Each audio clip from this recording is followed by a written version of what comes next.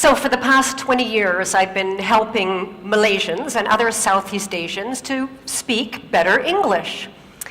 And through training thousands of Southeast Asians, I've discovered a very surprising truth. I've discovered that how well somebody communicates in English actually has very little to do with their English level. It has a lot to do with their attitude towards English. There are people out there who have a very, very low level of English and they can communicate very, very well. One of them that I remember was a student, a participant of mine named Faisal. He was a factory supervisor. English level very, very low. But this guy could just sit and listen to anybody very calmly, clearly, and then he could respond, absolutely express his thoughts beautifully at a very low level of English. So today I want to share with you what is so different about people like Faisal. How do they do it? And second of all, why is this so important, not only to you, but to your children, to your community, and to the future of Malaysia? And third of all, what's one thing you can do, starting today, if you want to speak with that calm, clear confidence that people like Faisal has?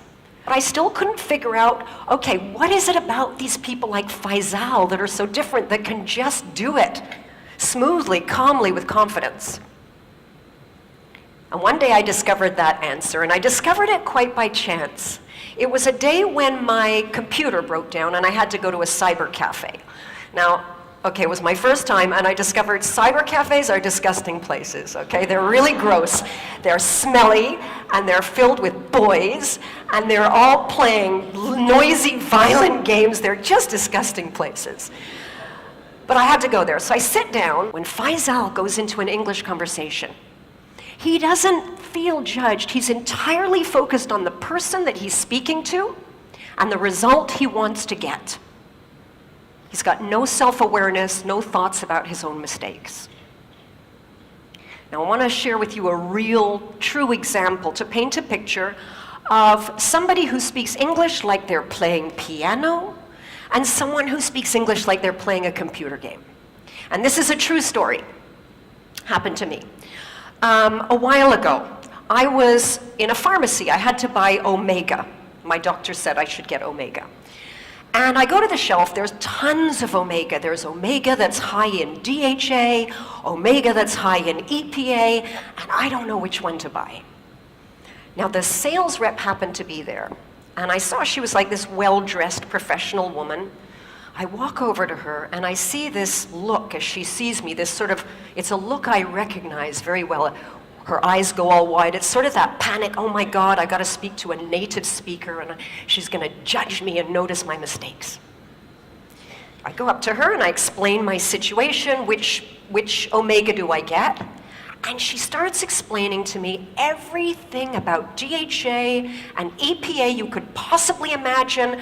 She speaks very quickly, goes all around in circles, and when she finishes, no idea what to buy. So I turn to the girl behind the counter. Now the girl behind the counter, I heard her before, her English level is very low. But when I walk over to her, this girl, there's no fear. In fact, she's just looking at me. You know that look? Like, yeah, okay, so how?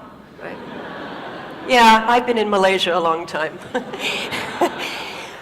So I go up to her and I explain the problem, EPA, DHA. She looks at me, she says, okay,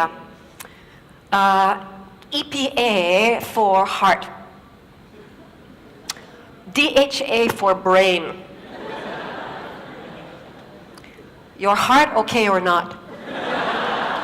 So I said, I said my heart is really, I think it's pretty good. She says, your brain okay or not? I said, yeah, no. No, my brain is not as good as it used to be. She looked, she said, okay lah, you take Omega DHA, can? Problem solved, right?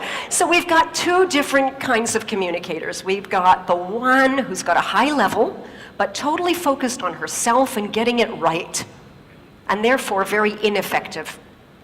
We've got another one low level, totally focused on the person she's talking to, and getting a result. Effective. And therein lies the difference. Let's take a look at who actually is speaking English in the world today, okay? So if we looked at all of the English conversations in the whole world taking place right now on planet Earth, we would see that for every native speaker, like me, there are 5 non-native speakers. And if we listen to every conversation in English on planet Earth right now, we would notice that 96% of those conversations involved non-native English speakers. Only 4% of those conversations are native speaker to native speaker. This is not my language anymore. This language belongs to you. It's not an art to be mastered.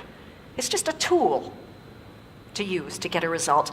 And I want to give you a real-life example of what English is today in the world, real English today. This is another true story. I was at a barbecue a little while ago. This was a barbecue for engineers from all over the world, and they were making hot dogs. Now, some of the hot dogs were regular hot dogs, and some were these cheese hot dogs, you know, with the cheese in the middle. French engineer is cooking the hot dogs, and he turns to this Korean engineer and he says, would you like a hot dog?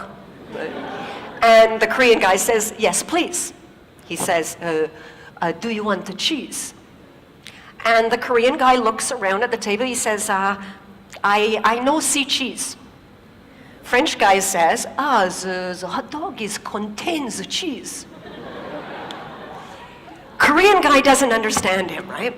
Korean guy cannot understand. Now this Japanese engineer who's been listening to this conversation turns to the Korean engineer and he says, cheese integrator. He understands, okay? Everybody understands. So this is what English is today. It's just a tool to play around with to get a result, like a computer game. Now the challenge is that we know in schools all around the world, right? English is not really being taught like it's a tool to play with.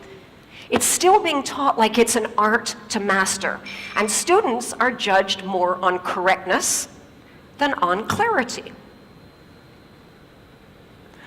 Some of you might remember the old comprehension exam in school. Does anybody remember in school when you would get a question about a text that you read? You'd have to read through some text, right? And then answer a question to show that you understood the text.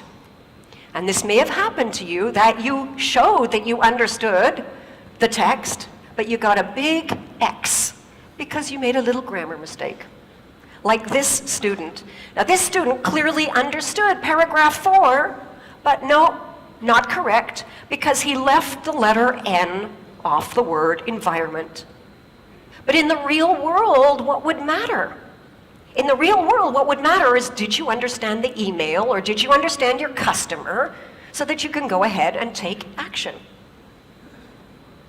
Now the problem that I see here over and over is that people take the attitude they developed about English in school and they bring it into their adult life and into their work.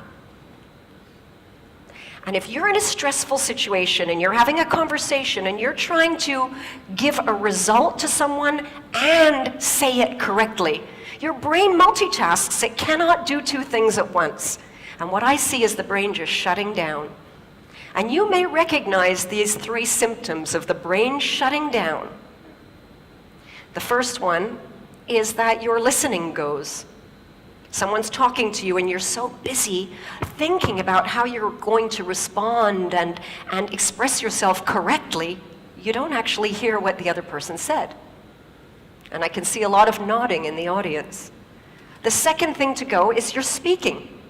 Your mind sort of shuts down and that vocabulary you do know just disappears and the words don't come out.